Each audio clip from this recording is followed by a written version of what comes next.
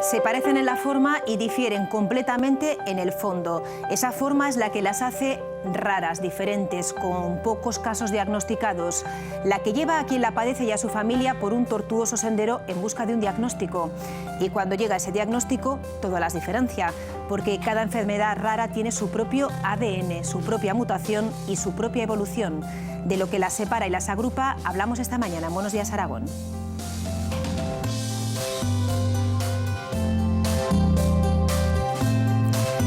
Y lo vamos a hacer con quienes conviven con ellas y también con quien las trata, con un especialista y con un paciente que nos acompañan esta mañana en este plató. Pablo Carreras, buenos días. ¿Qué tal, Pilar? Muy buenos días, feliz jueves. Feliz jueves. Feliz jueves también a todos ustedes.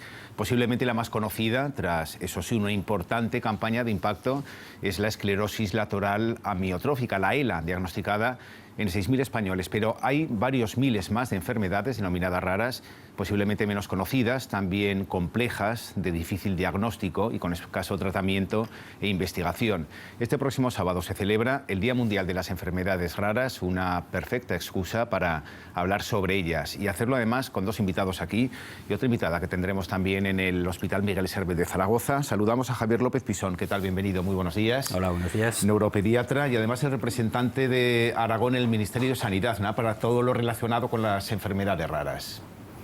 Sí, soy representante de la estrategia de enfermedades raras. Soy representante de Aragón en el Ministerio de dicha estrategia desde el año 2008. Vamos a saludar también a Jorge Palomera. ¿Qué tal? Bienvenido, Hola, muy buenos días. Uno de los afectados, ¿de qué enfermedad? Pues yo padezco fenilcetonuria. ¿Y eso cómo se traduce? ¿Cuáles son las características? Pues mira, es una enfermedad, como su nombre indica, es porque tengo un problema, tenemos un problema, una enzima que tenemos, fenilalanina hidroxilasa. Esa enzima no puede traspasar la fenilalanina en tirosina. Entonces ese cambio es el problema que tengo yo en esta dicha enfermedad. Bueno, luego hablaremos, ¿no? Cuáles sí, son un poco las características, cómo te encuentras, qué tratamiento llevas, cómo ha modificado, ¿no?, a lo mejor tu vida, pero a lo mejor, Javier López Pisón, habría que empezar por el principio, preguntando qué es una enfermedad rara, dónde está esa frontera, ¿no?, entre las enfermedades raras y la no rara. Bueno, en primer lugar decir que no hay una definición universalmente aceptada de enfermedad rara, ni una clasificación que discierna claramente qué es enfermedad rara y qué no es enfermedad rara. A raíz de esto de la estrategia, que no es solo española, sino que es de la Comunidad Europea, pues hay una definición de la Unión Europea que las define como aquellas enfermedades con riesgo de muerte o de discapacidad crónica y que afectan a menos de 5 por cada 10.000 personas. Esto significa que en el año 2009, con los conocimientos que se tenía, pues se consideraba, por eso son cosas que no son realidades totales, se consideraba que había entre 6.000 y 8.000 enfermedades raras. Eso suponía que en España había más de 3 millones de personas afectadas a enfermedades raras. O sea, las enfermedades raras, una a una, son muy poco frecuentes, pero en su conjunto afectan a muchísima población. Las cifras, en aquellos años se hablaba de 36 millones de personas afectadas a enfermedades raras en la Unión Europea. Las cifras cambian y en estos 6 años, desde que ha salido la estrategia, se han identificado muchísimas más enfermedades y yo creo que la cifra de enfermedades raras es mucho más que 8.000, seguro, porque sobre todo los avances en estudios bioquímicos y sobre todo en genética nos están permitiendo identificar muchísimas enfermedades que antes se desconocían. Podríamos incluso llegar a decir que hay 20.000 tipos de enfermedades raras distintas. Yo estoy convencido porque en cada uno en nuestro ámbito de trabajo todos los médicos manejamos enfermedades raras. Unos manejamos más, otros manejan menos. Entonces es imposible, no existe el experto en enfermedades raras, existen expertos en diferentes problemáticas y te pueden afectar determinadas enfermedades raras en las que eres experto. Nosotros, por ejemplo, en la sección de neuropediatría del Hospital Miguel Servet, pues tenemos algunas enfermedades raras. El otro día manejábamos algunas que pueden afectar hemos visto 29 casos en 25 años y en más de 18.000 pacientes, de 18.000 niños controlados. Pero es que hay otras que hemos visto uno o ninguno, y otras que no hemos visto ninguno y no veremos nunca, y otras que hoy no se pueden identificar porque no están identificadas, se desconocen.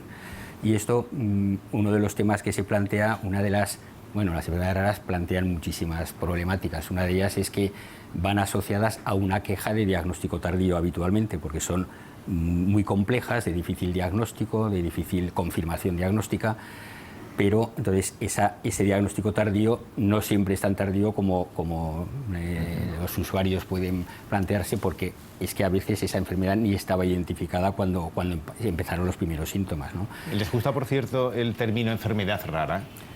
Ese término se ha discutido. Es el que se ha extendido, se ha discutido a nivel nacional, y se acordó que el término es enfermedad rara porque es el término internacionalmente conocido, ¿eh? Se han utilizado otras terminologías como poco frecuente o minoritarias, pero al final dices, pero si en todo el mundo se llaman enfermedades raras, ¿por qué no vamos a llamarlas aquí enfermedades raras? En fin, entonces sí que se... Hemos hablado de 3 millones de personas en España. En Aragón, ¿cuál sería la prevalencia de las enfermedades raras en todo su abanico, ¿no? En todo su campo? Vamos a ver, en estos momentos, desde hace 3 años, una de las peticiones de las asociaciones es que haya registros de enfermedades, y es un tema complejísimo. De hecho, hay un intento a nivel nacional y a nivel europeo de hacer un registro de enfermedades raras, y a partir de él hay un intento de registro en el Ministerio, pero cada comunidad autónoma va haciendo su registro y con cierta libertad de hacerlo, y es bastante complejo. Entonces, a día de hoy, en Aragón no podemos decir la cifra. Sería hacer una proporción, porque estos son cálculos proporcionales, es decir, si en España hay 3 millones, pues cuántos somos en Aragón para pensar lo que puede afectar. Pero otra de las cosas que quería decir antes de que se pase, otra de las características de las enfermedades raras es que no son, o sea, muchas personas tienen enfermedad rara, pero no está identificada. No está identificada a veces porque no se ha diagnosticado por su complejidad, y a veces porque no está identificada en el mundo. Entonces, ese es el concepto de decir, hoy hay muchísimas más que hace 6 años, y por tanto muchas más personas, pero cada día se identifican nuevas enfermedades. Es decir, es un territorio incógnito, ¿no? Algo todavía por explorar, el mundo de las enfermedades raras. Jorge, ¿cómo te enteraste tú que tenías una enfermedad rara? Fenilcetonuria. Fenilcetonuria, eso es. Tú lo dices muy rápido, pero comprenderás que nos cueste, ¿no? Sí, Como sí. enfermedad rara que es. Normalmente lo que se preguntaba. Me volverás a preguntar porque es una palabra un poco compleja. Pero bueno, eso mis padres son los que se enteraron, pues cuando yo al nacer, tras la prueba del talón, pues ahí es un pinchazo en el talón a los niños, y es un análisis específico para cada una de las enfermedades metabólicas, y a mí pues desde pequeño pues ya me encontraron el problema que tenía, y pues nada, mis padres la verdad es que se asustaron un poco, porque sobre todo la información que había en esos momentos era muy escasa, y claro, entonces se llevan las manos a la cabeza porque es algo inusual y no es común. ¿Cuáles son los síntomas? Porque, bueno, viendo aparentemente a nuestro invitado, vemos que es una persona perfectamente, sí, sin ningún tipo de problema, ¿no? Aparente. No, el único problema que tengo es que tengo que llevar una dieta estricta, que es por lo que me limita un poco el día a día, por así decirlo.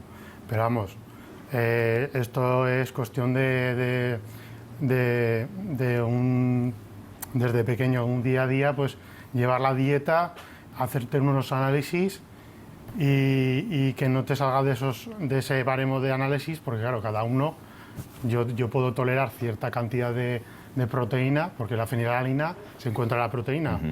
Entonces, cuanto más alto poder proteico tiene ese alimento, yo lo tengo más restrictivo. Carnes, leches derivados, etc. Entonces, yo ahora mismo estoy tomando unas pastillas que se llama Kuban, que lo que me hacen es como un bypass, lo que explicaba antes, la fenilalanina, el proceso de convertirlo a tirosina, digamos que me ayuda, hace un bypass, y por eso yo puedo hacer una dieta, la verdad es que bastante libre. En caso de no tener esa medicación, no haber sabido qué tipo de enfermedad tenías, ¿qué te hubiera pasado? ¿Cuál sería en estos momentos tu situación personal y vital? Si yo desde pequeño no me hubieran diagnosticado la enfermedad, yo ahora mismo estaría perfectamente en silla de ruedas y problemas neurológicos, porque es lo que hace la fenilalanina, es que se convierte en toxina y afecta directamente al cerebro. El diagnóstico temprano es fundamental, ¿no?, para intentar minimizar e incluso bloquear, ¿no?, esa enfermedad rara. Claro, esa es una de las estrategias. La segunda estrategia es detección y diagnóstico precoz. Esto liga sí con se puede diagnosticar en muchos casos, que ahí Claro. va a haber otro problema, como bien decía Claro. anteriormente, que incluso hay muchas todavía desconocidas. Claro, entonces el tema del cribado neonatal, que es por el que el señor Palomera es una persona completamente normal, es un tema muy discutido. Se va a hablar luego con la doctora García en el Hospital Miguel Servet, pero ese es el ideal, diagnosticar las enfermedades antes de que den los síntomas, ¿no? Entonces, el diagnóstico, pues cada profesional en su ámbito pues tiene que tratar, pero eso es nuestro trabajo diario, tratar de identificar las enfermedades lo antes posible. Aquí también hay que tener siempre un equilibrio. En esa queja de que los diagnósticos son tardíos, que evidentemente todos querríamos diagnosticarlo lo antes posible, también hay que pensar que pues el pediatra de atención primaria o el médico de familia no puede estar saltando alarmas al primer síntoma, sino que muchas veces la evolución es la que lleva al diagnóstico. Nosotros los médicos vivimos siempre en un equilibrio entre si no llegas o te pasas.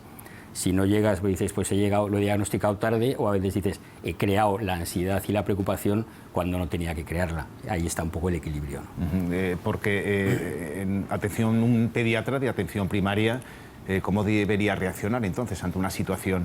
Una madre preocupada porque ve que su hija o su hijo, o un padre preocupado porque ve que su hijo o su hijo tiene algún tipo de problema y no acaban de detectar qué es.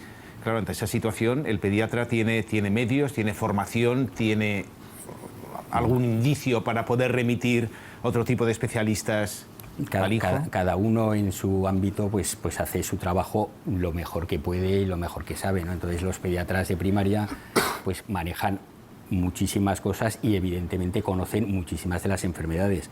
Luego cuando un problema no está claro, lo mandan al especialista correspondiente para ver si ese especialista puede llegar a un diagnóstico. Pero aquí estamos hablando de que la preocupación surge en los padres. Si los padres ya vienen preocupados, pues digamos que es más fácil que si no vienen preocupados, que a veces puede ser eso el tema también, ¿no? Es decir, es que, en fin, por ejemplo, en el desarrollo psicomotor, el retraso del desarrollo puede ser un primer síntoma de muchas enfermedades raras de las que afectan a los niños, y el desarrollo tiene una gran variabilidad. O sea, no es decir, si el niño no se sienta a los 8 meses hay un problema, no. El niño se puede no sentar a los 8 meses, no va a haber ningún problema, y muchas veces es mejor no preocupar a los padres, no crear esa angustia, que no empezar a lanzar sospechas que no tienen demasiado sentido. Bueno, el doctor López Pisón hacía referencia a la detección cuanto antes mejor de este tipo de enfermedades. También anunciaba que íbamos a tener una conexión, y vamos a acercar hasta el Hospital Miguel Servet para tener una visión más amplia de todo lo que abarca ese genérico que son las enfermedades raras. Nos vamos a acercar hasta el Hospital Materno-Infantil porque, gracias a la que comúnmente se conoce como prueba del talón, de la que ya hemos hecho referencia, se pueden diagnosticar de forma precoz alguna de esas patologías. Natalia Soto, buenos días. Sí, buenos días. Es que hay muchas enfermedades raras que no presentan síntomas en el momento del nacimiento, pero sí que existen.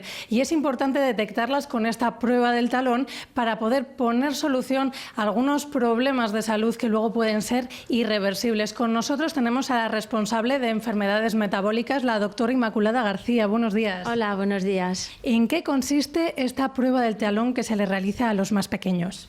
Esta prueba consiste en el momento, a las 48 horas del nacimiento, de la zona del talón extraemos un poquito de sangre, una gota que impregna un tipo de papel, un cartón especial, y ahí somos capaces de detectar un análisis que se hace en la unidad de cribado del laboratorio de bioquímica en 2 minutos, más de 30 sustancias que son marcadores de que el niño pueda padecer alguna de estas enfermedades metabólicas. Porque no es un indicativo de que seguro va a tener esa enfermedad, sino que hay que estudiar el caso. caso. Sí, exacto. Es una prueba de cribado, no es una prueba de diagnóstico. Una vez que ahí el laboratorio nos comunica que hay un marcador que está elevado, nosotros citamos al niño, a veces lo ingresamos, a veces lo hacemos en la consulta y entonces realizamos unas pruebas que se llaman de segundo nivel para confirmar o no que el niño pueda padecer alguna de estas enfermedades. ¿Y qué tipo de enfermedades estamos hablando? ¿Qué puede detectar la prueba del talón? El cribado metabólico lo que está detectando son enfermedades que se llaman del metabolismo intermediario, que son enfermedades de patología derivada de que una persona no puede metabolizar bien pues, las proteínas o las grasas o los hidratos de carbono. A nivel, hablamos muy dentro de la célula. Son enfermedades, todas ellas bastante raras, pero que en casi todos los casos podemos poner un tratamiento eficaz que evita que el niño desarrolle la enfermedad y puede hacer una vida absolutamente normal. Estamos en el Hospital Miguel Servet de Zaragoza. ¿Solo se les hace la prueba a los niños que nacen aquí o hay más niños? No, esta prueba se realiza a toda la comunidad de Aragón, a todos los hijos de madres aragonesas que viven fuera de la comunidad y también a los niños de La Rioja, que también se les hace aquí. Muy bien, ¿cuántos niños más o menos han pasado por aquí en los últimos años? Aproximadamente desde el año 2009 que iniciamos este tipo de cribado ampliado han pasado más de 60.000, unos 62.000 niños y hemos detectado pues unos 30 afectos niños y luego también familiares y a veces enfermedades que no son metabólicas pero que también requieren un tratamiento como algunos defectos de vitaminas. Pues muchas gracias, doctora. Ya hemos aprendido algo más de esta prueba del talón, que fue pionera hace 6 años cuando se hizo aquí de manera ampliada en Aragón, pero que ya se lleva realizando desde 1971. Muchas gracias, Natalia. Pues es de algo que también hemos estado hablando aquí y, doctor López Pisón, da la sensación de que la cadena genética y un fallo en la cadena genética es lo que provoca en un porcentaje muy alto este tipo de enfermedades raras. Sí, dentro de que no hay una definición universalmente aceptada, se dice que la mayoría de las enfermedades raras son enfermedades genéticas. Entonces, las enfermedades genéticas pueden o no ser hereditarias, porque muchas veces son mutaciones de novo, pero siempre plantean el riesgo de repetición en un sentido o en otro. Entonces, precisamente el ritmo de avances en los estudios genéticos es vertiginoso. En los últimos 6 años ha sido espectacular y los avances van a seguir siéndolo, de forma que cada día se están identificando nuevas mutaciones. Hay especialistas por ahí que dicen que hoy no debemos hablar de enfermedades sino de mutaciones. Puede ser un poco exagerado, pero un poquito de eso sí que hay. Y a veces, pues incluso los pacientes, las asociaciones de pacientes, realmente lo que buscan es tener la mutación, porque a partir de la mutación se pueden hacer ensayos clínicos o se puede entrar en ensayos clínicos. Sin mutación no eres nadie en el mundo de las enfermedades raras. Sin diagnóstico no eres nada, aunque tengas una enfermedad rara, pero el diagnóstico acaba en la mutación, identificando la mutación. El tema es muy complejo porque todos tenemos miles de alteraciones genéticas. Entonces, interpretar los estudios que se están haciendo en la que se van identificando muchísimas alteraciones, sabes si esas alteraciones tienen valor patológico o no, muchas veces no es fácil y ese es un poco el reto. El reto es, dentro de poco podremos tener todos conocimiento del exoma completo, que ya se hacen estudios, pero saber cuántas de esas alteraciones pueden tener manifestaciones y cuántas no. A veces las alteraciones son claramente patológicas y cierran el diagnóstico, a veces son claramente, no tienen que ver con la enfermedad y con relativa frecuencia también son dudosas, que dices, no has cerrado el caso, puede ser que sea esta la causa, pero no puedes afirmarlo 100%. Pero sin duda los avances en la genética son los que son la clave de toda esta problemática hoy día a nivel diagnóstico. El diagnóstico lo cierra la genética, pero evidentemente hace falta una orientación clínica previa. Y después de este paso del diagnóstico, buscar la solución. Para encontrar la solución hay que investigar. Claro, las farmacéuticas buscan no tanto la rentabilidad social posiblemente, sino la rentabilidad económica. ¿Hasta qué punto genera un problema que sea precisamente una enfermedad rara para conseguir encontrar una solución? Vamos a ver, esto liga con el concepto de medicamentos huérfanos. Medicamentos huérfanos son aquellos medicamentos que sirven para diagnosticar, prevenir o tratar enfermedades raras. Entonces, los medicamentos huérfanos no serían rentables investigar ni trabajar con ellos. Entonces, la Unión Europea ayuda a la farmaindustria y a los promotores para que, ayuda económicamente, para que puedan investigar y puedan trabajar con estos medicamentos. Si no fuera por las ayudas oficiales, la farmaindustria tampoco invertiría. Al final, ¿qué pasa? Que son medicamentos que acaban siendo carísimos porque se invierte mucho dinero y son muy caros, y ese es uno de los grandes problemas con los medicamentos huérfanos. Y luego, como son enfermedades tan raras, es muy difícil, en las más raras todavía más difícil, pues tener suficiente casuística como para poder decir esta enfermedad, este tratamiento es efectivo y este tratamiento es efectivo sin efectos secundarios importantes.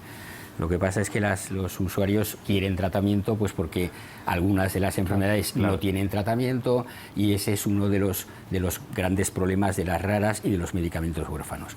No es, lo ideal siempre que sale un producto al mercado es que esté avalado por ensayos clínicos muy bien realizados. Hoy día los ensayos clínicos pasan todos por comités éticos de investigación y eso es lo ideal, pero antes de que acabe el ensayo a veces pues ya hay una demanda del fármaco porque no tienes otra oportunidad. Y seguramente es que no hay sobre los que ensayar, ¿no?, en determinadas casuísticas, en determinadas enfermedades.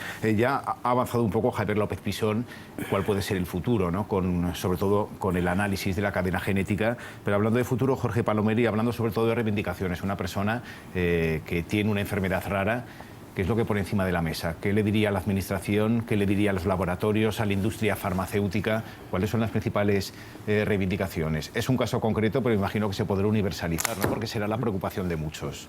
Sí, pues, hombre, principalmente, bueno, yo también soy presidente de la Asociación Aragonesa de Fenilcetonuria y otros trastornos metabólicos, y aquí el problema es principalmente la financiación de alimentos bajos en proteínas, pero lo que es el producto en sí de aminoácidos, que es lo que se toma para el crecimiento, un desarrollo normal para cualquier niño con un problema metabólico, pues hay que dar más hincapié en productos que sean más, pues un poco más llevaderos, no más, porque son mezclas, por así decirlo, muy complejas, y sobre todo pedir a la Administración que se involucre más en este tipo de